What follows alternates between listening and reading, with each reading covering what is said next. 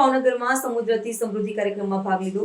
₹34,200 કરોડથી વધુના વિકાસ પ્રકલ્પોનું ઉદ્ઘાટન અને શિલાન્યાસ કરવામાં આવ્યો। વડાપ્રધાન શ્રી નરેન્દ્ર મોદીએ આજે ભાવનગરમાં સમુદ્રથી સમૃદ્ધિ વિષય પરના પ્રદર્શનનું અવલોકન કર્યું હતું અને ₹34,200 કરોડથી વધુના વિકાસ પ્રકલ્પોના ઉદ્ઘાટન અને શિલાન્યાસ કાર્યક્રમમાં ભાગ લીધો હતો। આ કાર્યક્રમ 20 સપ્ટેમ્બર 2025ના રોજ યોજાયો હતો। દરેક ક્ષેત્રમાં ₹7,870 કરોડથી વધુના કાર્યોનો પણ આમાં સમાવેશ થાય છે। આ પ્રકલ્પોમાં મુંબઈના ઇન્દિરા ડોક ખાતે આંતરરાષ્ટ્રીય પ્રવાસી જહાજ સુવિધા, કોલકાતા શ્યામાપ્રસાદ મુખર્જી બંદરે નવી માલવહન સુવિધાઓ, પરાદીપ બંદરે નવા બર્થ વિકાસ, દીનદયાળ બંદરે બહુદ્દેશીય બર્થ તથા હરિત મેથેનોલ ઉત્પાદન સંકુલ તેમજ અન્ય અનેક શહેરોમાં માળખાકીય સુવિધાઓના સુધારાનો સમાવેશ થાય છે।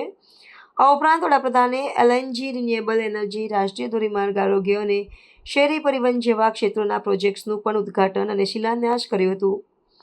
કાર્યક્રમ પૂર્વે ભાવનગરમાં એક માર્ગ શોભાયાત્રા યોજાઈ હતી, જેમાં મોટી સંખ્યામાં લોકો જોડાયા હતા। મુખ્ય સમારંભમાં વડાપ્રધાને સભાને સંબોધિત કરી હતી। આ પછી વડાપ્રધાને ધોલેરા વિશેષ રોકાણ ક્ષેત્રનો હવાઈ સર્વે કર્યો અને લોથલ ખાતે રાષ્ટ્રીય સમુદ્રી વારસા સંકુલની પ્રગતિની સમીક્ષા કરી। પોર્ટ્સ અને શિપિંગ મંત્રાલય દ્વારા ₹66,000 કરોડના 21 સમજૂતી કરારો પણ સમર્પિત કરવામાં આવ્યા, જે દરિયાઈ અર્થતંત્રને વેગ આપશે।